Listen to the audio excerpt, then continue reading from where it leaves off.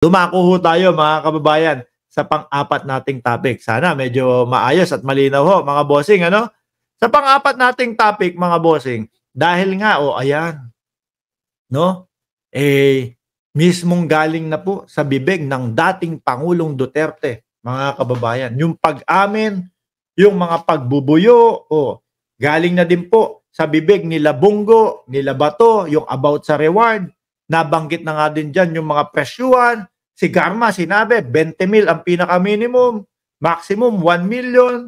Kay Bongo, sinabi nung interview niya, nung 2019, 500,000 buhay, 1 million patay, 2 million nanlabad. Talagang meron pong nangyaring ganon mga bossing. Kasi po mismong pag pinag-connect po yung mga statement nila, ang suma total po, lalo na sinabi ng dating Pangulong Duterte, binuudyukan silang manlaban. Suma total po, talagang merong EJK. Ano sabi dito ni Senadora Risa Hontiveros? Dapat managot muna si dating Pangulong Duterte sa batas ng tao. Ayan. Literal, kung liliteralan po o kung paliwanag po, ibig sabihin nito, dito sa mundong ibabaw. Bago ang parusa ng impyerno. Mukhang alam ni Senadora Risa Hontiveros kung saan ang punta ng ating dating Pangulo. Mukhang hindi kakatok kay San Pedro. Paano yan, ma'am? Ito Paano po yan, ma'am? Best friend po yan ni Kibuloy. Baka yung kanyang kaluluwa, naikwento na din kay Kibuloy.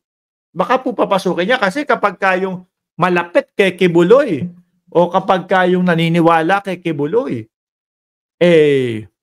sabi, sa langit ang punta dahil hawak nga daw po ni Kibuloy ang mga kaluluwa ng mga taong malapit sa kanya.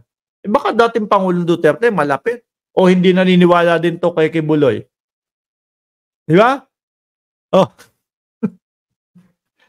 Dapat managot muna si dating Pangulong Duterte sa batas ng tao bago ang parusa ng impyerno. Tapos ang sabi naman po nung lawyer, assistant counsel ng ICC, si Cristina Conte, sabi niya? Dapat agawin niya ang pagiging reyna ng impyerno kay Inday Sara Duterte. Problema, dito. Problema ang droga at krimen, pero hindi pagpatay, lalo na ng inosente. Ayan po, mga kababayan. Lagi nating sinasabi dito sa ating channel, hindi po tayo against doon sa paglaban sa droga. Pero kailangan po kung paano, kung paano ipapatupad yung mga batas o kung paano ipapatupad yung laban sa kontra-droga na yun, kailangan walang mga inosente. At the same time, walang matatapakang karapatang pantao. Di ba? Hindi tayo against dyan. Gusto din ho natin maubos yung mga nagdudurog, gusto din po nating maubos yung mga pusher sa tamang paraan po, mga kababayan. Dahil po tayo, pro-life po tayo, naniniwala po tayo, mga bossing, na ang pinakamahalaga na meron tayo, mayaman man o mahirap, ang buhay natin. Tapos, ganun lang, 20-20 mil lang po kapag ka nagkabayaran. Di ba? Pag trip ka, sige, trip ko yan. Sino yan? Narco-politics? Nasa listahan ko yan. Ilalagay ko sa listahan ko yan. Di ba? 1 milyon kaya kapag kaya, nategi mo. Di ba? Mga kababayan, dapat walang ganun. Yung reward system mo, mga kababayan, maling-mali po yun. Maling-mali po yung reward system. Kasi, ibis na, sabihin na natin, ang pinag-uusapan natin dito ay literal na talagang tulak. Pero karapatan niya, yung pagsuko, karapatan niya na mabuhay. Di ba? Sumusuko na siya, hindi na ako lalaban. Naisip ng pulis, 500 lang ang makukuha namin, 500,000 makukuha namin sa iyo kapag ka hindi ka nanlaban. Ito baril. Ito yung beng-beng. Paunahan tayong pumutok. O, di ba? Paunahan tayong pumutok. Wala kang ibang magagawa kundi putukan kami. Kung mauna ka, di buenas mo. Pag nauna kami, malas ka. O, di ba? Ikaw na nandoon wala nang choice eh. Ano gagawin mo? O, di ba? Yung pala, yung beng-beng na binigay do, wala naman palang bala. O, di ba? Tapos, bam, bam, bam, bam. O, boss, sabi ni Bunggo, 2 milyon kapag ka ng laban. Merong baril yan sa kamay niya. O, may hawak na beng-beng yan sa kamay niya. Ng laban yan. O, di ba? Tubo. Yung tipo ho bang imbis na dadalhin sa presinto, ikukulong, no? Habang buhay, reclusion perpetua, oh, yung kanyang magiging hatol, wala. Sila na po ang humusga doon, mga kababayan. Binawian na po nila ng buhay dahil gusto nilang makuha yung extra cash. Dahil ang 500,000 maliit. Doon tayo sa 2 million. Ulitin ko.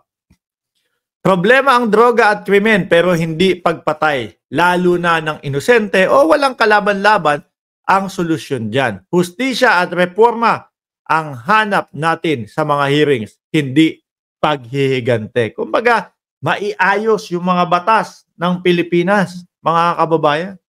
Yung paghihigante, malamang kay Senator Leila de Lima yun. Bakit to, mga bossing? Kasi 7 taon na nasayang yung kanyang buhay dahil po doon sa kanyang pagkakakulong, mga kababayan. Kung ano-ano yung ipinlanta sa kanya para magmukhang kalaban ng bayan. Kung ano-ano po yung itinanim sa kanya, yung pala ang ending after 7 years, mga bossing, absuelto. No? Pag absuelto, ibig sabihin yan, hindi totoo yung mga ikinaso sa kanya. Pero ang mga DDS, matitigas pa din ang muka. Paulit-ulit pa din nilang sinasabi na si Senadora Leila de Lima, kumbaga, pa din, sabit pa din sa droga. Naabsuelto na, oh. Di ba? Ako ho, naniniwala talaga, 100%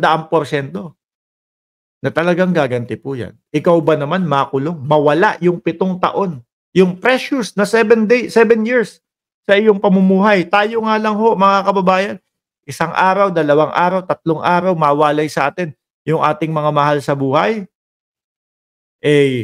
Medyo na na tayo. Medyo nalulungkot na ho tayo. Eto pa ho kaya na 7 years, mga boss. O, di ba? Ayan. Impyerno ang babagsakan mo. O, managot muna. At mga bossing, ang mga netizen din po halos kaparehas lang din po yung sinasabi nyo, no? Doon sa sinasabi ni Senadora Risa Hontiveros na, naku, wag muna sanang bawian ng buhay ang dating Pangulo. Pero may isa akong naalala, hindi nag-click yun no? Kasi dating Pangulo siya. Nasa spotlight siya Sinabi niya meron siya cancer, hindi pumatok yun, Hindi kinagat. Baka joke lang. O siguro paawa na may cancer na ako, matanda na ako, tas ICC kayo ng ICC dyan. O, di ho ba? Yung sinasabi ko kanina, na naniniwala ako na parehas lang din po, no? Wag muna daw kunin ang dating Pangulong Duterte. Hayaan muna na maramdaman, no? Yung pait ng hatol sa batas ng tao, mga bossing. Ayos, di ba? Anyway, mga kababayan, kagaya po ng sinasabi ko sa inyo, 37 minutos at 48 na segundo na tayo nagtatalakayan dito. Kagaya ng sinasabi ko, meron akong lakad, magkita-kita po tayo mamayang gabi sa susunod nating live stream, okay? Paki-like po, huwag kayong magtampo. Porket hindi ako nag-shoutout sa inyo, huwag kayong magtampo ha. Mamayang gabi po, tatantarin ko kayo na shoutout. Muli po, maraming salamat. Don't forget to like, subscribe, and share itong ating video. Paalam po.